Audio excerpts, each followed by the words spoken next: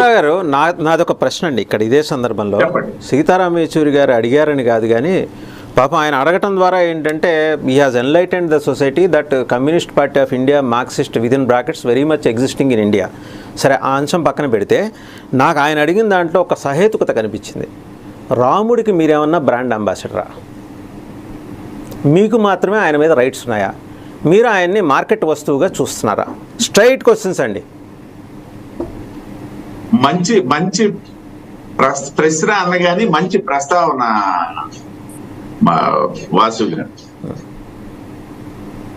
ఈ రాముడికి సంబంధించి మాకు గాని భారతీయ జనతా పార్టీకి గాని ఎవ్వరికీ లేదు. ఇది యావత్ దేశానికి, దేశ సంస్కృతి సాంప్రదాయాలకి ఇవన్నీ సంబంధించినటువంటి అంశమే తప్పిస్తే దాన్ని మేము ఎత్తుకున్నాం అంతే. ఇది ఎవరికి సొంతం కాదు. మేమేమి ఇవాళ రామ మందిరం ప్రారంభ సందర్భంగా మీరు చూసే ఉంటారు, వేలాది మంది లక్షలాది మంది ముస్లింస్ వచ్చి అక్కడ ప్రార్థనలు చేశారు. వస్తున్నటువంటి హిందువులకి సౌకర్యాలు కల్పించింది అక్కడ ముస్లింసే. ఏ ఒక్కరు కాదన్నారు? ఏ భారతీయ జనతా పార్టీ కార్యకర్త అక్కడ వద్దని చెప్పాడు? ఏ భారతీయ జనతా పార్టీ కార్యకర్త ముస్లిం సోదరులు ఇచ్చినటువంటి మంచినీళ్ళు తాగలేదు, మజ్జిగ తాగలేదు? చెప్పండి. అందరూ స్వీకరించాం. లేదా రామాలయంలోకి వచ్చినటువంటి ముస్లింలు ఎవరు ఆపారు? ఆపగల శక్తి ఎవరికి ఉంది? అవసరం ఏముంది? కాబట్టి మీరు మంచి ప్రస్తావన చేశారు. అదే సందర్భంలో నేను ఒక విషయం స్పష్టం చేస్తాను.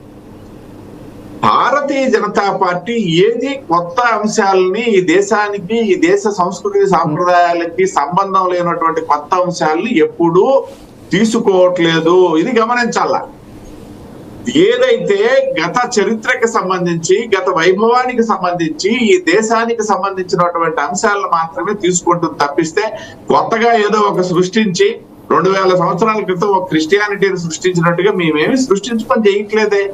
వేలాది సంప్రదాయాల ఆధారంగానే ఏదైతే ఈ దేశానికి నష్టం కలిగించినటువంటి విధి విధానాలు ఉన్నాయి వాటిని మేము స్పృశిస్తున్నాం, వాటిని మేము అజెండాగా తీసుకుంటున్నాం తప్పిస్తే అందువల్లే పబ్లిక్ కూడా యాక్సెప్టెన్సీ ఉంది.